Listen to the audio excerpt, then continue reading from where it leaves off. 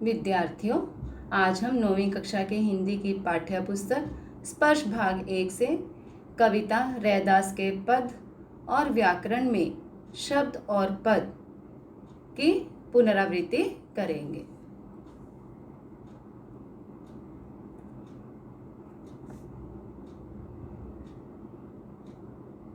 आइए पहले कविता रैदास के पद पढ़ लेते हैं। ये कविता हम पहले भी पढ़ चुके हैं।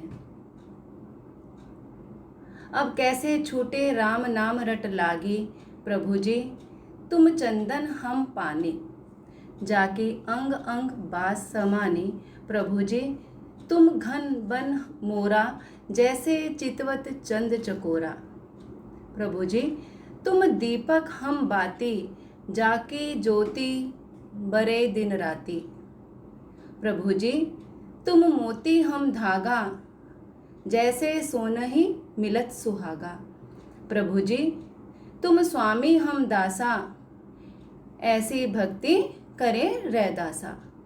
तो विद्यार्थियों, आज हम रैदास के पद, यहाँ रैदास जी के 2 पद दिए गए हैं। आज हम इनके जो है व्याख्या करेंगे, तो ध्यान से समझ लेंगे। अब इसका हम अर्थ जान लेंगे। अब कैसे छूटे राम नाम रट लागी। कवि रैदास जी कहते हैं कि हे प्रभु, अब आपके नाम की रट लग गई है। रट लग जाना, आदत लग जाना, वह छूट नहीं सकती। अब तो मैं आपका परम भक्त हो गया हूँ। आप में और मुझ में वही संबंध है, वही संबंध स्थापित हो गया है जैसे चंदन और पानी में होता है। जिस प्रकार चंदन के संपर्क में रहने से पानी में उसकी सुगंध फैल जाती है, ठीक उसी प्रकार मेरे अंग अंग में आपकी भक्ति समा गई है। हे प्रभु, आप आकाश में छाए हुए काले बादलों के समान हो और मैं जंगल में नाचने वाला मोर हूँ। जिस प्रकार वर्षा ऋतु में बादलों को घुमड़ते हुए देखकर मोर खुशी से नाचने लगता है, ठीक उसी प्रकार मैं आपके दर्शन पाकर खुशी से भावमुग्ध हो जाता हूँ। जिस प्रकार चकोर पक्षी चांद को एकटक देखा करता है, मैं भी हमेशा हर समय आपकी भक्ति में लगा रहता हूँ। हे प्रभु, आप दीपक की तरह हो और मैं उसमें जलने वाली बत्ती हूँ, जो सदा आपके प्रेम में जलती रहती है। हे प्रभु, आप मोती के समान उज्जवल, पवित्र और शुद्ध हो, सुंदर हो और मैं उसमें पिरोया हुआ धागा हूँ। आपका और मेरा संबंध वैसे ही है जैसे कि सोने और सुहागे का होता है। जैसे सुहागे के संपर्क में आकर सोना और अधिक खरा हो जाता है, उसका मूल्य बढ़ जाता है, ठीक उसी प्रकार आपके संपर्क में आने से मैं भी पवित्र हो गया हूँ। हे प्रभु, आप मेरे स्वामी हो, प्रभु जी तुम स्वामी हम दासा। हे प्रभु, आप मेरे स्वामी हो और मैं आपका दास हूँ। मैं रैदास आपके चरणों में इसी प्रकार के दास्य भक्ति अर्पित करता हूँ।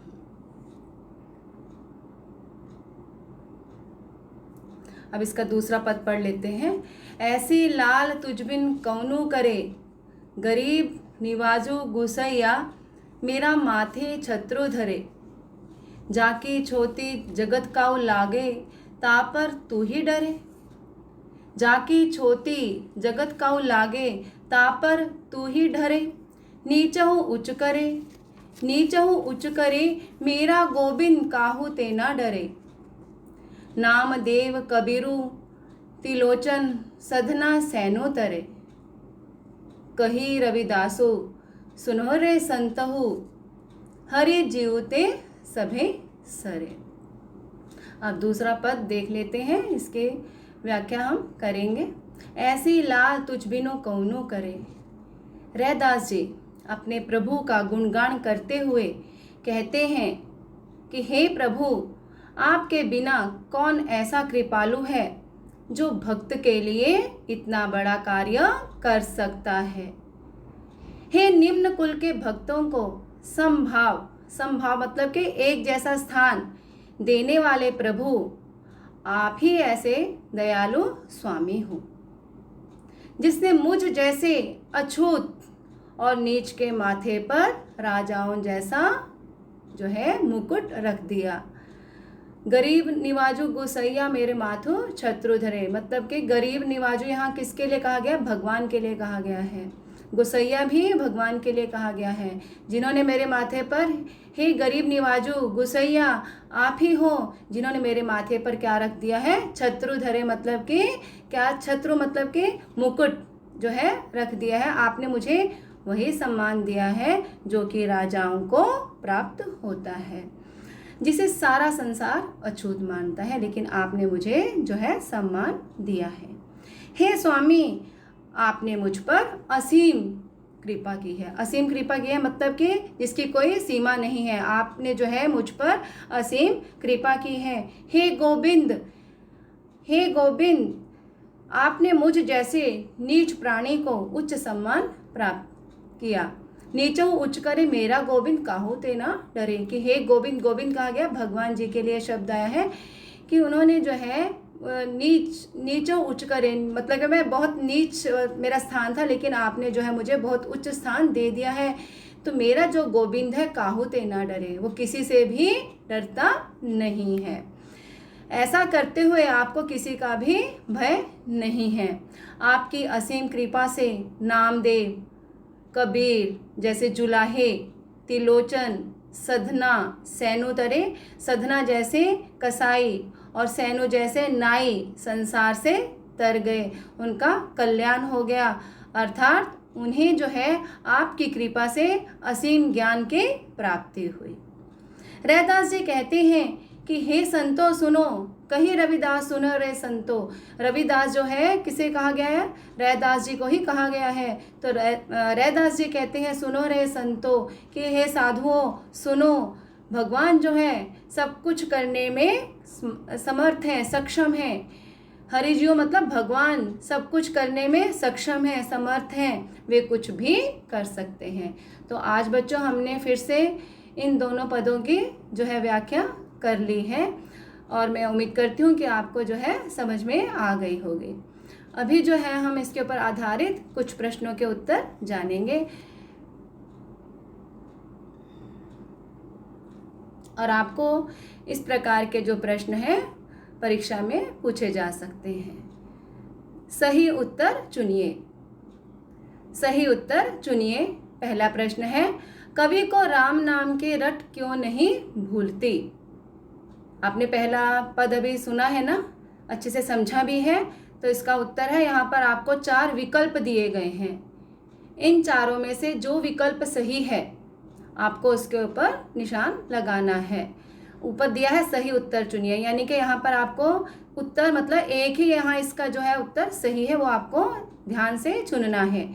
पहला है इसमें प्रभु से एकाकार होने के कारण, दूसरा है कृपा पाने के लिए, और तीसरा है भक्ति करने के लिए, चौथा इसमें दिया गया है बाहरी दिखावा करने के लिए।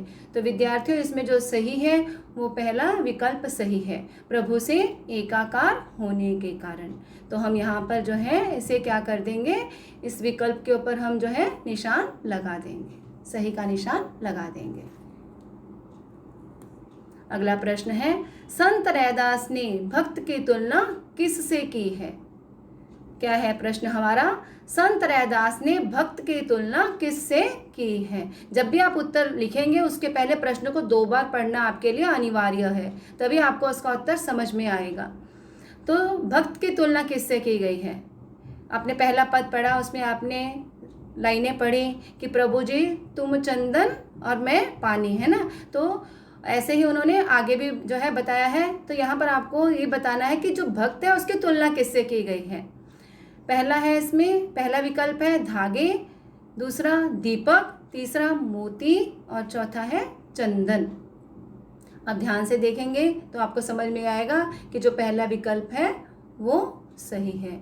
उन्होंने क्या कहा है उसमें कि आप जो हैं बहुमूल्य मोती हैं और मैं उसके अंदर पिरोए जाने वाले धागे के समान हूँ। तो भक्त की तुलना इसमें किससे की गई है? धागे से। अगला प्रश्न जान लेंगे। सही उत्तरों को चुनिए। अभी आपने पहला जो था उसमें पढ़ा था, हेडिंग क्या था? सही उत्तर चुनिए, है ना। अभी यहाँ दिया है सही उत्तरों को चुनिए। तो इसको पढ़ने से ही पता चल रहा है कि यहाँ पर एक से ज़्यादा उत्तर जो है, इसमें जो विकल्प दिए गए हैं उसमें एक से ज़्यादा सही हैं। ठीक है, तो ध्यान से आपको पहले जो है हेडिंग है, जो ऊपर शीर्षक दिया गया, उसको ध्यान से पढ़ना है। उसके बाद प्रश्न को ध्यान से पढ़ना है, फिर उत्तरों पर ध्यान से आपको निशान लगाने हैं। गरीब निवाजों से कवि का क्या अभिप्राय है? ठीक है, गरीब निवाजों से कवि का क्या अभिप्राय है? उत्तर क, निम्न वर्ग के लोगों पर दया करने वाला। दूसरा, दीन दुखियों पर दया करने वाला। तीसरा, दरिद्र लोगों पर दया करने वाला। चौथा, सभी पर दया करने वाला। अभी गरीब निवाजों से कवि का, गरीब मतलब है जो गरीबों के ऊपर दया करता है। ठीक है, गरीब निवाजों, गरीबों पर दया करने वाला। तो पहला इसमें दिया निम्न वर्ग। निम्न वर्ग क्या हुआ? वर्ग, मतलब निम्न भी हो सकता है, उच्च भी हो सकता है ना। तो ये इसका उत्तर नहीं है बच्चों। तो हमें ख में क्या दिया है? दीन दुखियों पर दया करने वाला, यानी कि दीन होते हैं गरीब, गरीबों पर दया करने वाला। तो ये उत्तर सही है। और ग में दिया है दरिद्र। दरिद्र भी क्या, दरिद्र भी किसे कहा जाता है? गरीबों को कहा जाता है ना। तो इसमें ख और ग दोनों विकल्प सही हैं। ठीक है, तो आप इन दोनों के ऊपर निशान लगाएंगे। दूसरा है इसमें, निम्नलिखित में से कौन कौन से शब्द अर्थ की दृष्टि से परस्पर संबंधित हैं, यानी कि एक दूसरे से जुड़े हुए हैं? पहला है चंद चकोर, दूसरा है मोती पानी, तीसरा सोना चांदी, चौथा दिया है स्वामी दास। ठीक है, तो पहला है चंद और चकोर, ये दोनों जो हैं अर्थ की दृष्टि से आपस में एक दूसरे से जुड़े हुए हैं, तो ये सही है। आप ठीक है, मोती पानी गलत है, उसमें आया मोती और धागा, तो ये दूसरा जो है विकल्प गलत है। तीसरा सोना चांदी, सोने का वहाँ पर क्या आया था? सोने के साथ सुहागा आया था, तो ये भी जो है सोना चांदी जो है गलत हुआ। चौथा क्या है? स्वामी और दास, तो ये भी सही है। अगला जान लेंगे, कवि ने भगवान को किन किन नामों से पुकारा है? रैदास जी ने भगवान को कई नामों से पुकारा है। ठीक है, तो कौन कौन से नाम है यहाँ जानेंगे। यहाँ 4 आपको विकल्प दिए गए हैं। क गरीब निवाजू, ख गुसैया, ग देवी, घ देवता। तो गरीब निवाजू तो आप जान गए हैं, हमने पहले में भी किया है, तो ये सही विकल्प है। गुसैया भी आया है उसमें, ये भी सही है। देवी देवता कहीं आया था? नहीं आया था, तो ये दोनों विकल्प जो है गलत है, पहले 2 सही हैं। इस प्रकार से आपको बहुत सोच विचार कर जो है प्रश्नों के उत्तर जो है वहाँ पर आपको सही विकल्प उनका चुनना है और निशान लगाना है। अब इसके बाद हम व्याकरण में शब्द और पद, जो कि पहले भी आपको समझाया जा चुका है, हम इसके बारे में भी पढ़ लेंगे, इसकी भी दोहराई कर लेंगे। शब्द ऐसा स्वतंत्र वर्ण समूह जिसका एक निश्चित अर्थ हो शब्द कहलाता है, जैसे सुंदर, कमल, मनुष्य आदि। ये सभी वर्ण समूह किसी निश्चित गुण, वस्तु या प्राणी का बोध कराते हैं, अतः यह शब्द हैं। ऐसा स्वतंत्र वर्ण समूह, स्वतंत्र मतलब के स्वतंत्र होता है, जो स्वतंत्र वर्णों का समूह। वर्ण क्या होते हैं? स्वर और व्यंजन, जिसका कोई निश्चित अर्थ निकले, मतलब कि स्वर और व्यंजनों का एक ऐसा समूह जिसका कोई निश्चित अर्थ हो, शब्द कहलाता है। उसका कुछ निश्चित अर्थ होना चाहिए, उसी को हम शब्द कहेंगे। जैसे सुंदर, कमल, मनुष्य, ये सभी जो हैं क्या है? ये जो है शब्द हैं, क्योंकि जो सुंदर है वो किसी के गुण को बता रहा है, कमल फूल का बोध करा रहा है, और मनुष्य जो है किसी प्राणी का बोध करा रहा है, यानी कि इन तीनों का कुछ ना कुछ अर्थ है। ठीक है, तो इसी को हम हिंदी में क्या कहते हैं? हम इन्हें जो है शब्द कहते हैं। शब्द जो है विभिन्न ध्वनियों के मेल से बनता है। ध्वनियाँ क्या होती हैं? हमारे स्वर और व्यंजन, इनके मेल से शब्द बनता है। शब्द भाषा की सार्थक या अर्थवान इकाई है। सार्थक मतलब जिसका कोई अर्थ हो। ठीक है, तो शब्द जो है भाषा के सार्थक या अर्थवान इकाई है। अगला जान लेंगे, शब्द भाषा के स्वतंत्र इकाई है। यह जो है स्वतंत्र इकाई है। हम सभी जानते हैं कि शब्दों का प्रयोग हम वाक्यों में करते हैं। जब ये वाक्यों में प्रयोग किए जाते हैं तो ये वाक्यों के नियमों में बंध जाते हैं। ठीक है, इसके लिए शब्द जो है तभी तक शब्द रहता है जब हम उसका स्वतंत्र रूप से प्रयोग करते हैं। अगला, शब्द की सत्ता वाक्य से बाहर होती है, क्योंकि वाक्य में प्रयुक्त शब्द शब्द नहीं कहलाता। शब्द तो वाक्यों के नियमों से क्या होता है, आज़ाद होता है। उसका इस्तेमाल हम कोश में भी कर सकते हैं, मतलब कि हम डिक्शनरी में भी कर सकते हैं, क्योंकि वह एक स्वतंत्र इकाई है। इसीलिए इसका उपयोग जो हम किस में कर सकते हैं, हम कोश में कर सकते हैं। अब पद के बारे में जान लेंगे। पद, जब कोई शब्द व्याकरण के नियमों, वचन, लिंग, कारक आदि में बंधकर किसी वाक्य में प्रयुक्त होता है तो वह शब्द स्वतंत्र न रहकर पद की संज्ञा पाता है। जैसे मोहन सोता है, शेर दहाड़ रहा है। ठीक है, जब कोई शब्द व्याकरण के नियमों में बंध जाता है, ठीक है, और वाक्य में प्रयुक्त होता है तो वह शब्द जो है स्वतंत्र नहीं रहता, बल्कि वह क्या बन जाता है, वह पद बन जाता है। जैसे कि मोहन सोता है, ठीक है, मोहन सोता है। यदि हम मोहन शब्द को केवल मोहन ही लिखें, ठीक है, तो वो मोहन क्या है, वो शब्द है। लेकिन जब हमने उसका वाक्य में हमने उसका प्रयोग कर लिया, जब हमने ये लिखा कि मोहन सोता है, तो वो क्या बन गया, वो वाक्य बन गया। तो वहाँ पर वो शब्द स्वतंत्र नहीं रहा। इसके लिए यहाँ पर मोहन क्या बन गया, मोहन सोता है, ये क्या है, वही शब्द जो मोहन है, इसमें आकर क्या उसने किसकी संज्ञा मिल गई, उसको पद की संज्ञा मिल गई। ऐसे ही दूसरा उदाहरण है, शेर दहाड़ रहा है। इसकी एक और जो है परिभाषा जान लेते हैं। वर्णों से शब्द बनते हैं और शब्द वाक्यों में प्रयुक्त होते हैं। यही शब्द वाक्यों में प्रयुक्त होकर पद का रूप धारण कर लेते हैं। जैसे कमल तालाब में खिलता है, पेड़ से पत्ता गिरता है। शब्द कैसे बनते हैं, वर्णों से बनते हैं। ठीक है, स्वर और व्यंजन को मिलाकर हमारे शब्द बनते हैं और शब्द वाक्यों में प्रयुक्त होते ही हैं, है ना। तो यही शब्द वाक्यों में प्रयुक्त होकर क्या बन जाते हैं, पद का रूप ले लेते हैं। उदाहरण, कमल तालाब में खिलता है। अब यहाँ पर कमल तालाब में खिलता है। यदि हम कमल, तालाब और खिलता ये तीनों शब्द अलग अलग लिखेंगे तो क्या होगा, ये तीनों शब्द जो है स्वतंत्र होंगे, तो वो शब्द कहलाएंगे। लेकिन यहाँ पर जो है ये एक वाक्य में प्रयुक्त हो रहे हैं, इसके लिए ये क्या बन गया, यहाँ कमल, तालाब और खिलता ये तीनों शब्द वाक्य में आकर पद बन गए हैं। ठीक है, ऐसे ही पेड़ से पत्ता गिरता है। यहाँ पर भी पेड़, पत्ता, अगर हम दोनों शब्दों को अलग अलग लिखेंगे, जैसे कि पेड़, पेड़ क्या है, शब्द है, तो वो क्या हुआ, शब्द हुआ। और यदि हमने यहाँ लिखा पेड़ से पत्ता गिरता है, तो वो वाक्य में जो है प्रयुक्त हो गया, तो यहाँ पर पेड़ शब्द क्या माना जाएगा, पद माना जाएगा। ठीक है, शब्द जब वाक्य में प्रयोग किया जाता है तब जो है निम्नलिखित कार्य होते हैं। शब्द की स्वतंत्रता जो है समाप्त हो जाती है और वह वाक्य के नियमों में बंध जाता है। दूसरा, वाक्य में प्रयुक्त होने के बाद शब्द कोई ना कोई प्रकार्य अवश्य करता है। कोई ना कोई प्रकार्य मतलब कोई ना कोई काम अवश्य करता है। कोई कर्ता का कार्य करता है तो कोई कर्म का करता है। उदाहरण, रमेश ने सुरेश को किताब दी, और ख में क्या बताया, सुरेश ने रमेश को किताब दी। यहाँ पर आप देखेंगे सुरेश और रमेश ये दोनों शब्द क्या है, संज्ञा शब्द हैं। ठीक है, पहले वाक्य में रमेश ने सुरेश को किताब दी है, तो रमेश कर्ता का कार्य कर रहा है और सुरेश कर्म का। और दूसरे में सुरेश ने रमेश को किताब दी है, तो यहाँ सुरेश कर्ता है और रमेश जो है कर्म है। ठीक है, अगला, शब्द जब वाक्य में आकर कोई प्रकार्य करने लगता है, मतलब कार्य करने लगता है, तब वह शब्द नहीं रह जाता बल्कि पद बन जाता है।